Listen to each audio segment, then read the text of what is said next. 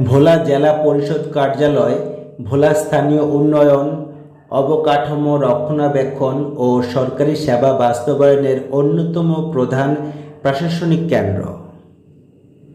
ভোলা জেলা পরিষদ কার্যালয় দ্বীপ জেলা ভোলার অন্যতম শীর্ষস্থানীয় স্থানীয় সরকার প্রতিষ্ঠান, যার প্রশাসনিক পথ চলা শুরু হয় 1984 সালে ভোলা পূর্ণাঙ্গ জেলায় রূপান্তরিত হবার পর।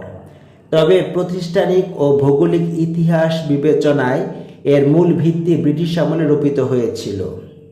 ব্রিটিশ শাসনামলে 1845 সালে ভোলা প্রথম নোয়াখালী জেলার অধীনে একটি মহকুমা হিসেবে প্রশাসনিক স্বীকৃতি পায়। সে সময় এর প্রধান প্রশাসনিক কেন্দ্র বা কার্যালয় ছিল বর্তমান দৌলতখানে।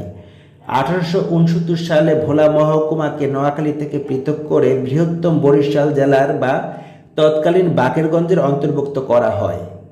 1876 সালে এক ভয়াবহ ঘূর্ণিঝড় ও নদী ভাঙনের কারণে দৌলতখান থেকে মহকুমার সদর দপ্তর ও এর প্রশাসনিক কার্যালয় বর্তমান ভোলা শহরে স্থানান্তরিত করা হয়।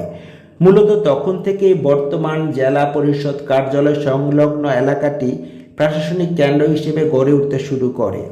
স্বাধীনতার পর 1984 সালের 1 ফেব্রুয়ারি ভোলা মহকুমাকে আনুষ্ঠানিকভাবে একটি পূর্ণাঙ্গ জেলায় উন্নীত করা হয়।